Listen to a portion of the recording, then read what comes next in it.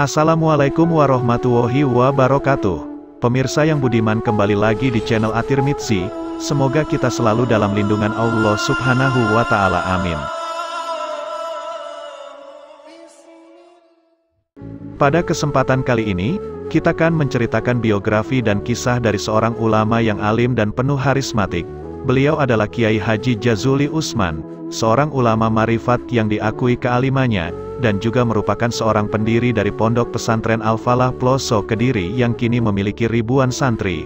Bahkan tidak sedikit dari santri beliau yang akhirnya menjadi ulama besar. Berikut ini adalah biografi dan kisah mutiara beliau, Kiai Haji Mas'ud, atau yang kerap disapa dengan panggilan Kiai Haji Jazuli Usman.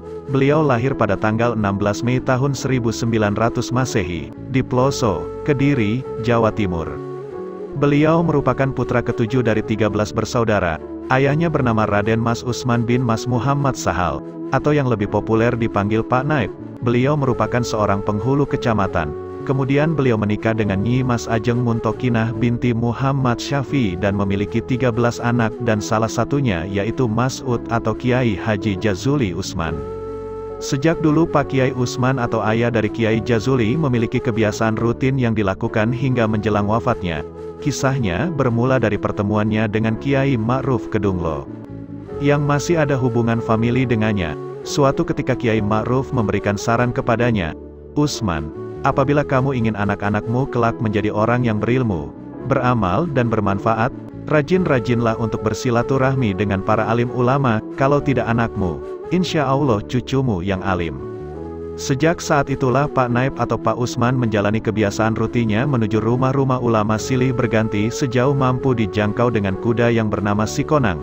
Tak jarang setelah larut malam beliau baru pulang. Bagi beliau memikirkan masa depan anak-anaknya adalah kewajiban. Sejak dulu Pak Naib atau Pak Usman memberikan pendidikan dan pengawasan ketat dan penuh kewaspadaan kepada anak-anaknya yang saat itu masih kecil. Beliau menanamkan kedisiplinan tinggi dan terus-menerus menanamkan keimanan. Hal ini pula lah yang membuat putra-putrinya tumbuh menjadi orang-orang yang soleh. Salah satunya yaitu Kiai Jazuli Usman, yang saat kecil beliau bernama Mas'ud. Kisah Mas'ud saat kecil dan firasat sang Kiai Marifat.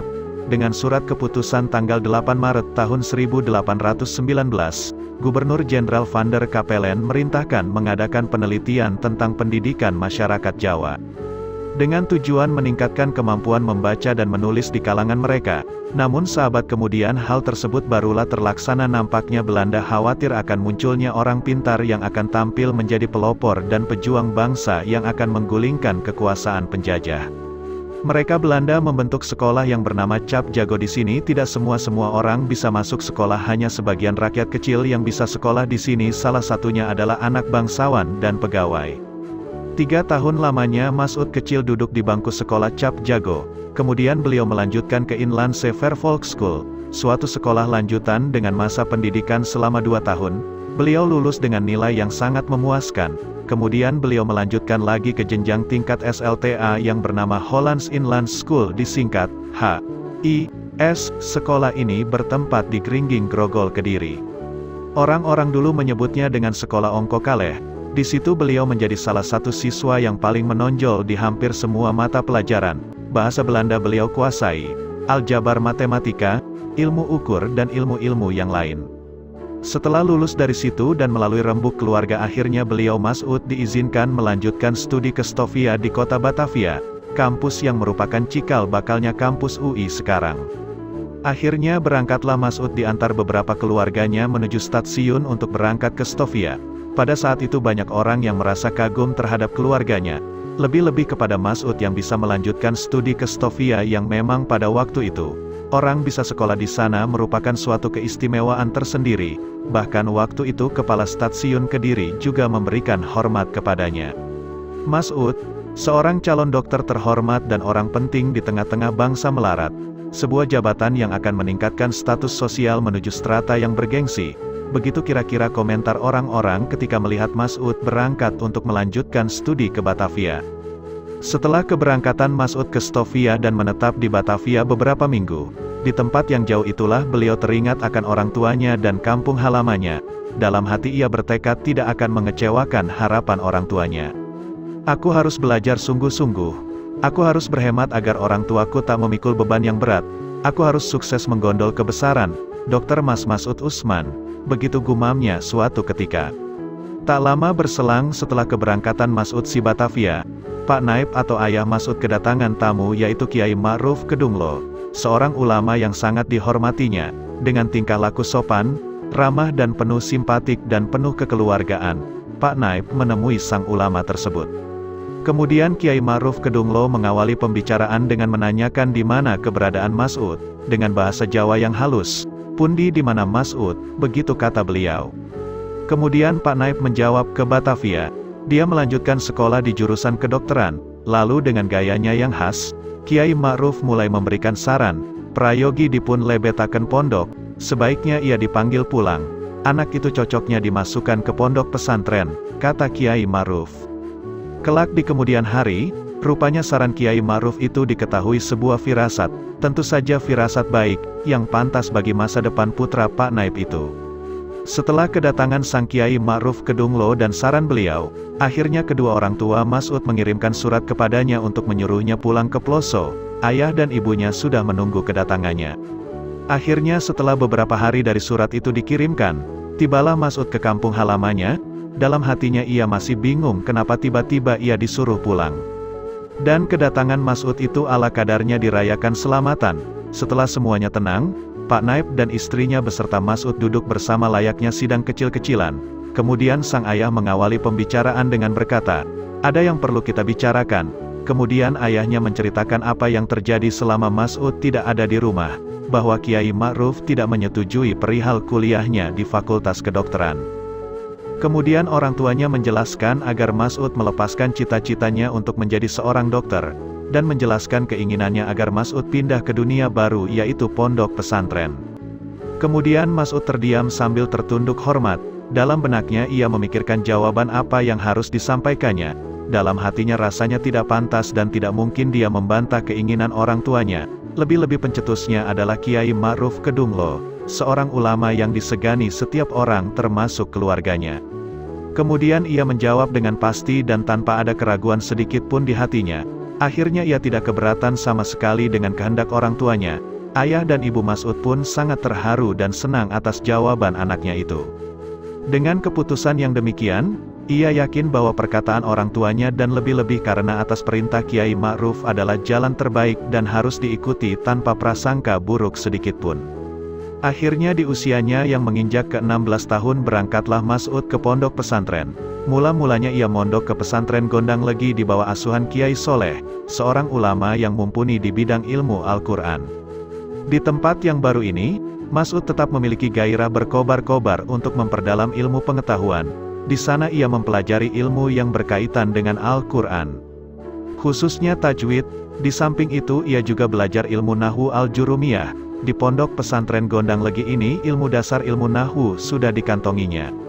Namun Mas'ud masih belum puas, ia berkeinginan untuk mencari lagi dasar-dasar ilmu yang lain yang berkaitan dengan cara membaca dan memahami Al-Quran secara benar. Maka kemudian ia memutuskan untuk memperdalam ilmu sorof. Lalu selanjutnya ia berangkat ke pondok Sono Sidoarjo. Pondok kedua yang ia masuki ini memang terkenal menonjol dalam ilmu sorof, khususnya pelajaran tasrifan. Di pondok inilah Mas'ud khusus mempelajari ilmu tasrif. Menurut sebagian riwayat, ayah Mas'ud atau Pak Naib meninggal dunia saat beliau mondok di sana. Musibah ini membuat kesedihan yang mendalam di hatinya. Ia merasa belum bisa membalas budi orang tuanya, belum sempat menunjukkan prestasi puncak kesuksesannya setelah tamat dari pondok. Ia juga merasa kehilangan tempat mengadu tatkala menghadapi problem kehidupan. Kini tinggallah ibunya, seorang wanita yang harus tabah menghadapi dan menanggung beban berat mengasuh ke-13 putra dan putrinya. Mas'ud merasa terharu bercampur pilu. Dalam hati ia semakin khusyuk, berdoa kepada Allah agar kiranya orang tuanya ini mendapat ampunan dan yang masih hidup diberi kesabaran dan ketabahan dalam menjalani kehidupan. Lalu pada suatu hari, terbetiklah hatinya bagaimana langkah untuk meringankan beban ibunya. Ia ingin mandiri, maka muncullah sebuah cara, yakni dengan menyisihkan uang sakunya untuk membeli kertas-kertas kuning yang masih kosong. Kemudian ditulisnya kertas-kertas itu dengan sangat hati-hati, dibuatnya tulisan dengan serapi mungkin dan indah. Tulisan Arab tersebut kemudian ia beri makna berdasarkan pemahamannya dari beberapa kitab. Makna gandul ala pesantren, yang mudah dipahami dan dibaca. Untuk keperluan inilah ia membeli tempat tinta dengan ukuran besar. Dengan usaha inilah, pada akhirnya para santri yang masih mondok bersamanya merasa tertarik untuk memiliki hasil karyanya, lalu kemudian dijuallah kitab hasil tulisan tangannya itu, dengan harga berlipat, sampai kitab kecil semacam Fathul Qorib laku Rp2,5. Jumlah tersebut pada waktu itu dirasa cukup untuk keburuhan selama 15 hari. Selama 4 tahun di Mojosari ternyata sang kiai selalu memperhatikannya. Berkat ketekunan dan kedisiplinannya hampir seluruh disiplin ilmu dikuasainya. Akhirnya Kiai Zainuddin merasa lega melihat santri andalannya benar-benar telah memenuhi harapannya dengan menguasai berbagai disiplin ilmu. Seakan-akan beliau tak bisa melepaskan Mas'ud. Bagi beliau Mas'ud ini merupakan seorang kader yang diharapkan dapat mengorbitkan Rejosari lebih lanjut. Maka muncullah niat Kiai Zainuddin untuk menjodohkan Mas'ud dengan Ning Badriah, putri Kiai Khozin Widang Langitan. Gadis yang sesungguhnya anak ipar Kiai Zainuddin ini, dijadikan putri angkat oleh pengasuh Ponpes Mojosari itu. Akhirnya, Mas'ud menikah dengan Ning Badriah, si Blawong julukan Kiai Zainuddin kepada Mas'ud, yang artinya burung perkutut mahal yang bunyinya sangat indah dan merdu, benar-benar menjadi raja. Setelah melangsungkan pernikahan, Mas'ud berkeinginan untuk melaksanakan rukun Islam kelima yakni berangkat haji. Semua orang termasuk istrinya merestui niat Mas'ud itu, dan dalam waktu dekat Mas'ud memberitahu niat yang telah disetujui mertuanya, istri, dan beberapa orang penting di Langitan, kepada ibunya di Ploso. Akhirnya ibunya menyetujui, sawah seluas 112 bahu serta sapi miliknya habis. Namun ternyata masih belum cukup untuk membayar ongkos naik haji yang waktu itu sebesar 115 gulden. Untuk mencukupi itu kemudian Mas'ud dibantu oleh mertua angkatnya yaitu Kiai Zainuddin. Menurut sebuah cerita, Kiai Zainuddin memberinya 100 gulden.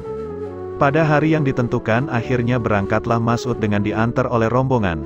Layaknya orang kebanyakan yang akan naik haji, 3 bulan lamanya, terapung-apung di tengah lautan.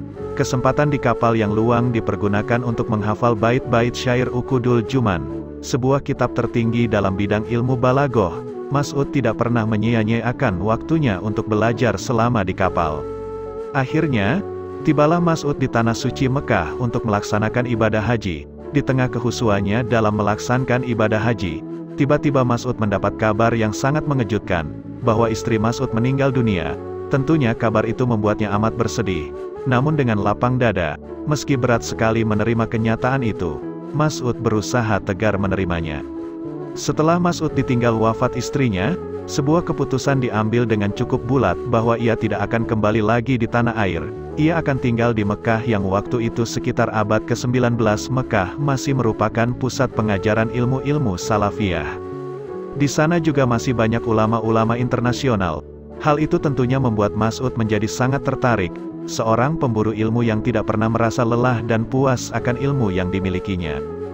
Berkat ketekunan dan keteguhannya dalam menuntut ilmu, dan serta setelah melaksanakan ibadah haji namanya berganti dari Mas'ud menjadi Haji Jazuli, setelah 2 tahun berada di Mekah, memberikan perubahan yang berarti dalam dirinya, kealiman serta pengetahuan keagamaannya semakin meningkat dari hari ke hari. Tidak hanya itu, ia juga semakin betah bermukim di sana.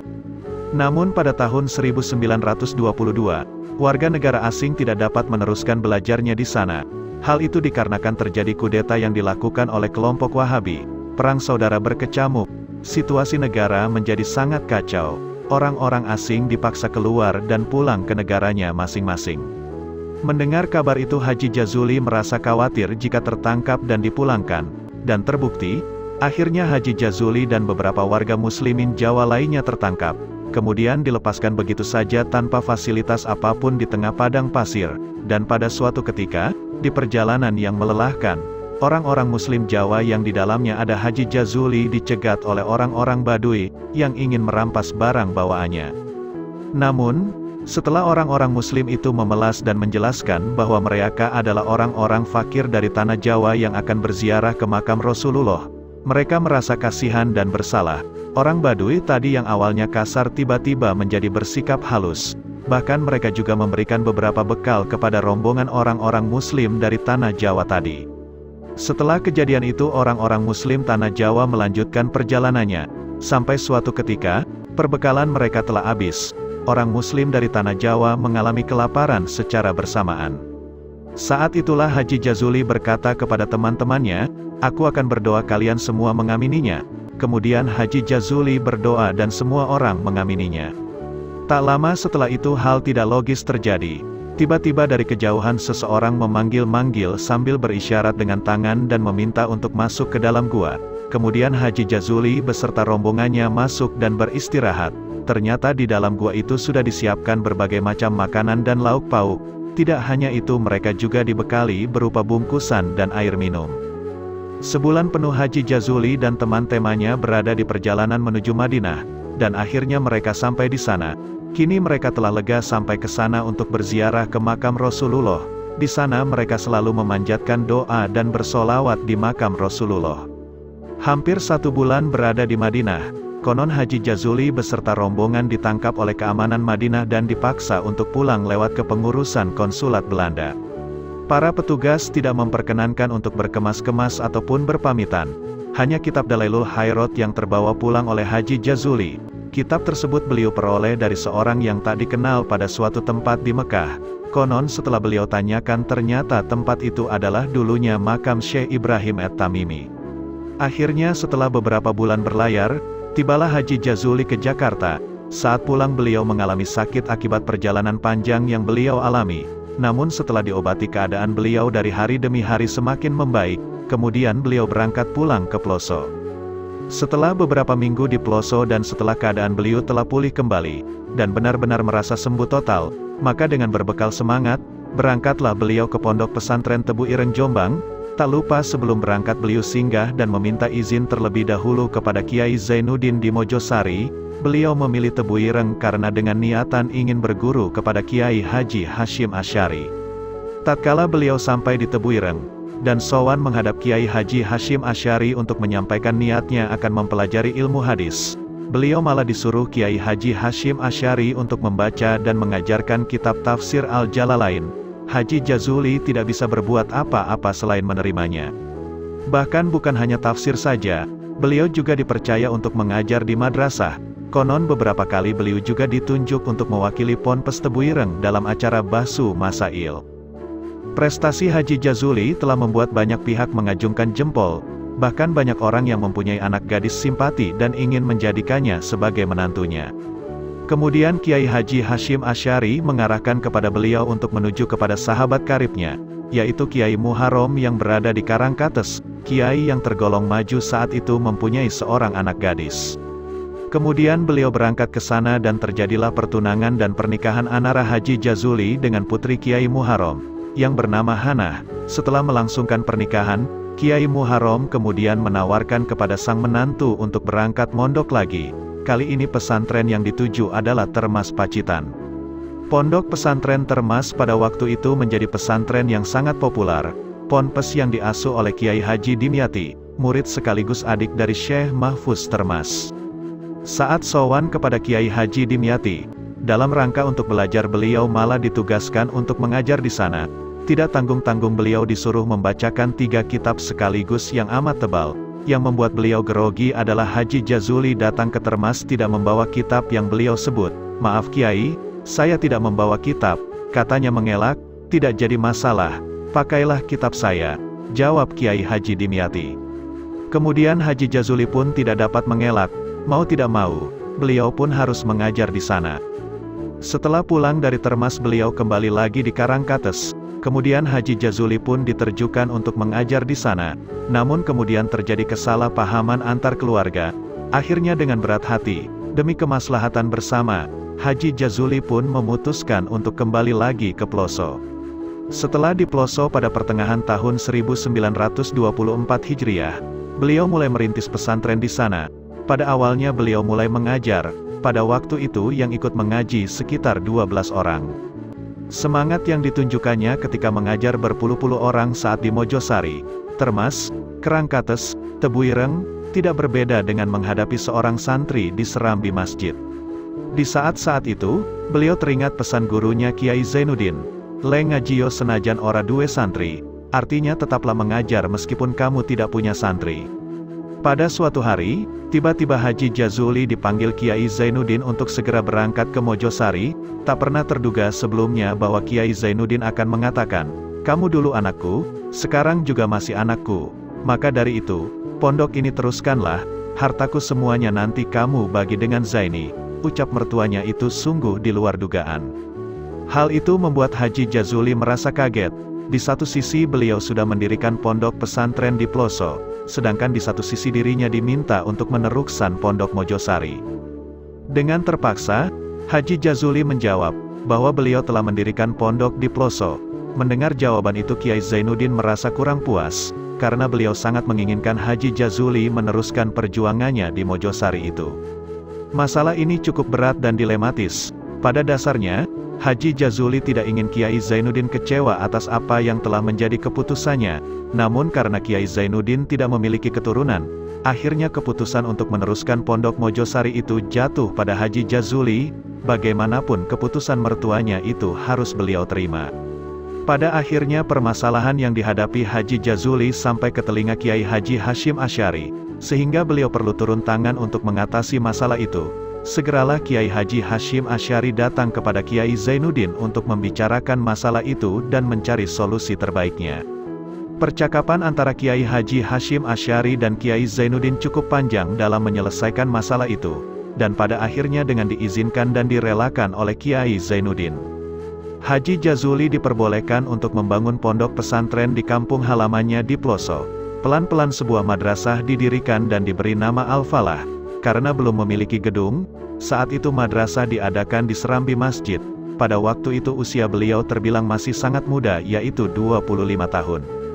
Sebagai warga masyarakat yang banyak bergaul, Kiai Haji Jazuli memiliki banyak teman. Beliau sering bersilaturahim dengan Menteri Setjo Atmojo, seorang mantri guru kalau saat ini mungkin Kepala Dikbud, yang bertugas di Kecamatan Ploso. Dari Pak Mantri inilah kemudian Haji Jazuli dinikahkan dengan Nyai Roro Marsinah. Perjuangan beliau dalam menyebarkan ilmu agama tentulah teramat berat karena pada waktu itu, para ulama santri mendapat gangguan dari tangan penjajah Belanda maupun Jepang. Akhirnya setelah kemerdekaan Kiai Haji Jazuli mulai intens dalam mengelola pesantren, madrasah mulai diaktifkan kembali, para santri juga sibuk berbenah melakukan perbaikan di pondok pesantren Ploso.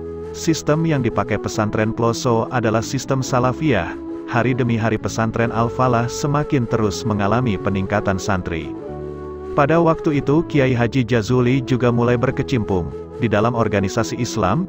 Beliau sangat aktif sebagai ketua syuriah kecamatan di awal perjuangan NU dan juga di Masyumi, sebuah partai yang dilahirkan untuk menampung aspirasi umat Islam. Tatkala beliau memasuki usia senja, kegiatan beliau dikonsentrasikan penuh untuk pondok pesantren dan beliau mulai memasuki fase kehidupan yang lebih berwarna tasawuf. Bahkan secara periodik, setiap malam Jumat, Kiai Abdul Majid dan Kiai Munzir datang berkunjung, lalu bersama-sama menelaah kitab Tasawuf Al-Hikam karya Ibnu Athaillah. Gusdah putra Kiai Haji Jazuli disuruh membacakan kitab itu. Kemudian ketiga Kiai alim itu memberikan penjelasan. Sekitar tahun 1968, Kiai Haji Jazuli beliau tertimpa penyakit hernia. Hal itu mengharuskan beliau harus menjalani operasi. Beliau tidak pernah merintih mengeluh apalagi panik menyesali sakitnya, yang tak kunjung sembuh sampai 8 tahun lebih. Untuk menjaga kondisinya, dokter menyarankan untuk berhenti mengajar dan beraktivitas. Namun beliau tetap berusaha mengajar para santri sebatas kemampuannya. Di masa sakitnya itu, Kiai Haji Jazuli tetap membaca Al-Quran yang beliau hafal serta Nadom Alfiyah dan Ukudul Juman, hingga kemudian tepat pada Sabtu Wage tanggal 10 Januari tahun 1976 Masehi, atau 10 Muharram 1396 Hijriah, Kiai Haji Jazuli berpulang ke Rahmatullah. Berikut ini adalah mutiara-mutiara keluhuran Kiai Haji Jazuli Usman. Yang pertama adalah istiqomah. Kegiatan sehari-hari Kiai Haji Jazuli berjalan rutin dan ajek pada waktu dan tempat yang tetap. Setelah mengimami sholat subuh, beliau mengajar kitab Fathul Wahhab, Ihya Ulumuddin, Irsyadul Ibad, Jam'ul Jawami, dan Mughni Labib, sampai lonceng masuk sekolah berbunyi. Untuk mengendorkan pikiran, beliau berjalan-jalan di sekitar pondok, memantau dan mengontrol kebersihan, kerapian. Setelah sholat duhur beliau melanjutkan dengan mutolaah dan istirahat siang. Setelah sepulangnya santri, beliau mengajar lagi kitab Irsyadul Ibad, Uqudul Juman, dan Ihya Ulumuddin. Selepas sholat Asyar beliau mengajar kitab Sahih Bukhari dan Sahih Muslim. Sedangkan sehabis sholat maghrib beliau mengajar kitab tafsir Jalalin dan Iqna. Begitu juga setelah sholat Isya, masih ada lagi pengajian yang beliau lakukan. Sholat berjamaah beliau pimpin secara ajek, begitupun sholat-sholat sunnah yang lain. Semua itu beliau lakukan dengan penuh istiqomah. Mutiara yang kedua adalah tentang pengajian. Ketika mengajar ataupun memberikan tausiah beliau berbicara secara jelas, bacaan secara perlahan-lahan, dan nada yang enak membuat pengajian Kiai Haji Jazuli dapat diikuti dengan mudah, bahkan dalil-dalil dari kitab lain dapat dicatat. Apabila terdapat perbedaan makna yang diperoleh dari guru-gurunya, beliau sebutkan semua. Lafadz ini menurut Kiai Hashim maknanya begini, menurut Kiai Zainuddin begini. Menurut Kiai Dimyati begini, amatlah jelas dan tuntas keterangan-keterangan yang beliau berikan, tidak ada kesan dikejar oleh waktu, dan daya hafal yang beliau miliki sangatlah amat kuat, sehingga apabila ada permasalahan yang timbul dengan cepat sekali beliau dapat menunjukkan kitabnya bahkan berapa halaman yang membahas masalah tersebut. Mutiara yang selanjutnya adalah beliau selalu qanaah dan menahan hawa nafsu. Tidak pernah terdengar dari mulut beliau keluar ucapan, masakan ini kurang enak, atau ungkapan-ungkapan negatif lainnya. Beliau tidak pernah mengeluh maupun menggerutu, kurang puas dengan apa yang ada di hadapannya. Beliau sangat ikhlas dengan apa yang telah Allah berikan kepadanya, sehingga beliau selalu senantiasa bersyukur. Mutiara yang selanjutnya adalah menghormati tamu. Alhamdulillah ada tamu. Nyai nanti pasti memasak ayam. Itulah ucapan Kiai Haji Jazuli kepada istrinya tatkala ada tamu datang ke rumahnya. Kata-kata itu bukan hanya sekedar basa-basi. Ibu Nyai benar-benar menyuguhkan hidangan istimewa untuk sang tamu. Kiai Haji Jazuli sangat memuliakan mereka, dan dalam guratan wajahnya nampak nuansa kegembiraan dari seorang yang ikhlas dan senang kepada tamu. Bahkan seringkali beliau memberi uang saku kepada tamunya, padahal beliau sendiri tergolong orang yang pas-pasan. Hal itu beliau lakukan karena memang senang menghormati tamu. Mutiara yang selanjutnya, karomahnya bukan buat pameran. Kiai Haji Jazuli tidak henti-hentinya mendekatkan diri kepada Allah, dengan mengamalkan segala sesuatu yang diperintahkan syariat Islam, maka banyak ulama marifat yang memiliki penglihatan hati mengatakan bahwa Kiai Haji Jazuli adalah seorang waliullah yang tinggi derajatnya. Dalam buku 99 Kiai Harismatik, diceritakan bahwa Kiai Abdul Qadir Ponorogo tidak meragukan kewalian Kiai Haji Jazuli. Kiai yang terkenal arif bila itu mengumpamakan bahwa Kiai Haji Jazuli ibarat layang-layang, beliau sudah terlalu tinggi sehingga tidak kelihatan oleh mata. Kata Kiai Abdul Qadir, memang begitulah kenyataannya. Kiai Jazuli hampir tidak pernah memperlihatkan karomahnya. Demikian video kali ini, sampai ketemu di video selanjutnya. Wassalamualaikum warahmatullahi wabarakatuh.